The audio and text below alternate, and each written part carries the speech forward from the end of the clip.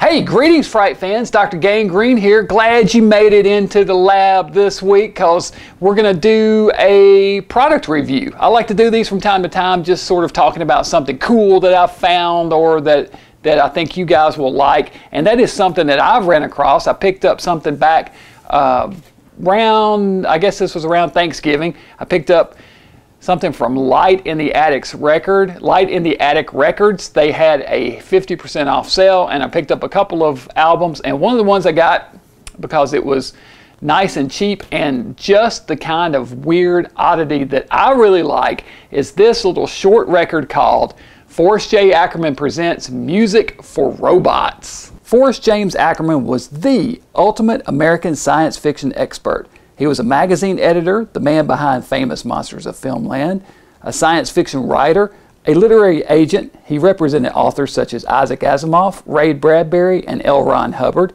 and an avid collector of genre books and movie memorabilia. Frank Allison Coe was a famed sound effects editor in Hollywood films, having benefited of his experience including Monsters Crash the Pajama Party, The Girl with the Hungry Eyes, and The Agony of Love. In addition, he also acted as a sound editor for many films and even composed the soundtrack on some, Bloodshack, Lila, and The Wizard of Mars. Joining forces together, Ackerman and Coe recorded Music for Robots in 1961. So it goes on to describe the album a little bit more, which I'm going to do right now as well. So first off, we have this cool looking cover here with this foil shiny cover there. Should see that reflecting in the light. And this picture, wonderful picture of Forrey here as a robot. And then on the back tells you more about Music for Robots and ATCO Chamber production. And so then you flip inside. This is a true hi-fi monophonic record. How about that? Open it up here, and there's your album. And what this actually consists of, side A, it says The 10-Age Story. This is Forrey Ackerman pretty much talking about it's a story, but it's also sort of the history of robots in film and literature. But it's also a story where you kind of go on a little trip through time with Forrey Ackerman.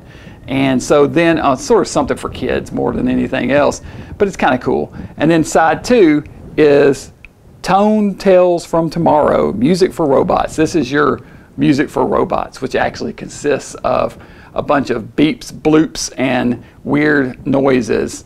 The whole thing, I think one side is like 12 minutes and the other maybe is a little shorter. But this is just a neat little oddity, something kind of cool that they put out originally and then reissued and did 300 copies of. I was able to pick one up on sale a while back. My friend of mine alerted me to Light in the Attic Records having a half-off sale. I got this for $9 plus shipping, so I was pretty happy to score this. If you look around, maybe you can find one of these. I think they sold out, but I'm sure somebody will be selling them on Amazon or eBay. If you keep your eyes open, you could probably pick one up if you just have to have Music for Robots in your life. So yeah, that's Forrest J. Ackerman's Music for Robots, a real little oddity, and this is exactly the kind of thing that I like. I like little odd vanity pieces and strange like Halloween music and that kind of, that's the kind of LPs and things that I like to buy. So I was really glad to run across this one. I got to meet Forrey Ackerman at a convention called RiverCon, and I think just for the fun of it, I'll put that interview at the end of this video. It was pretty cool, nice guy, and we did an interview that ran in on my show Chiller Cinema. I guess this was sometime in the early 2000s when we met, probably 2002, 2003.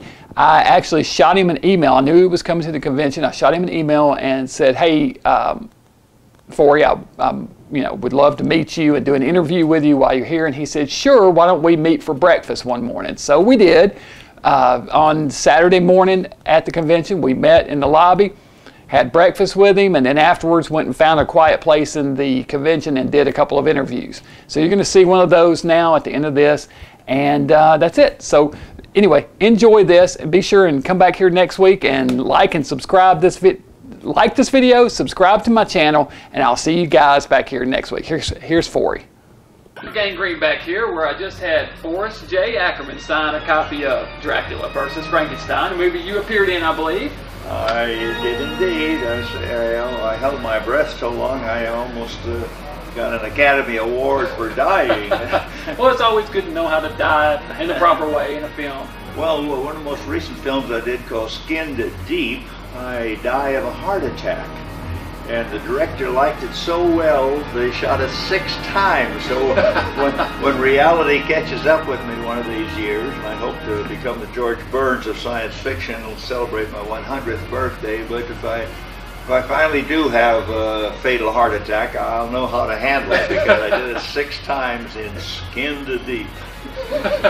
That's great. That's fantastic. Okay, I want to ask you just about a couple of stars that I know that you knew back in the glory days of film. Tell us a little bit about Boris Karloff.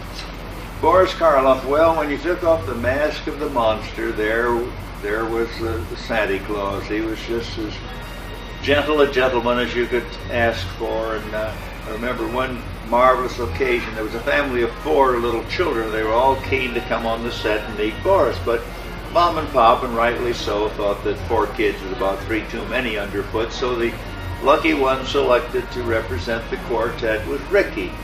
He was a little 9-year-old war orphan who'd been abandoned by his GI father in Korea. Well, the magic moment came for this little 8-year-old child to meet Boris Karloff, and I took him by the hand.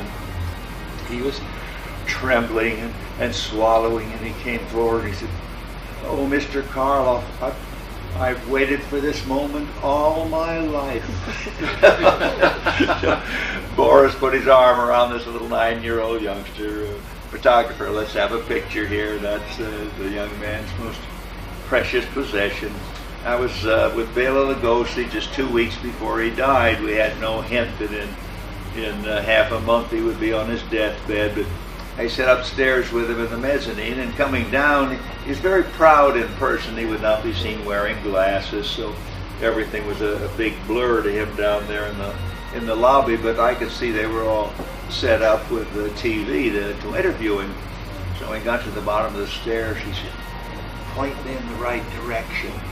So I got him turned around and said, "Now, Bela, just take about 6 steps forward, and you'll be there." Well, this was a wonder to see. I hope it survives on kinescope, because during the last year of his life, when he had been getting the cure for drugs that he had to take because of terrible sciatic pains, he practically looked like a concentration camp case.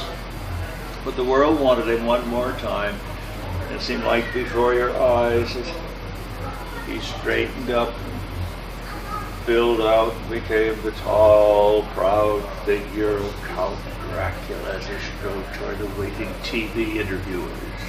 Yeah, I remember a scene much like that in Ed Wood, the movie, may have been taken exactly from an instance just like that. By the way, I was Ed Wood's illiterary agent. And catch that, he was Ed Wood's agent, absolutely, in life. And Ed, you said, was a really fun guy? Yes, he was. Yeah, he just, unfortunately, he was very poor in the purse. He never had enough money to make the movies that he really wanted to realize. I was very flattered when George Pal, a man who gave us War of the Worlds and Destination Moon and 7 Faces of Dr. Lowe and so on, when he died, his widow told me that he wanted me to give the eulogy at his funeral. I didn't realize that he really held me in such high esteem. Yeah, that's great. Would you like me to give the eulogy at your Absolutely, funeral? I would, because you will outlive me. I am certain of this fact. Of course, I am already undead, but when we undead eventually pass also. Well, Mr. Ackerman, I appreciate you spending time with us once again. This is our 2nd interview. He's graciously decided to do for us, and I hope you have a great flight back by Batwing to your mansion back in Hollywood there. Horrorwood, California. Up and away with Dr. Acula. And I will see you viewers back in the lab.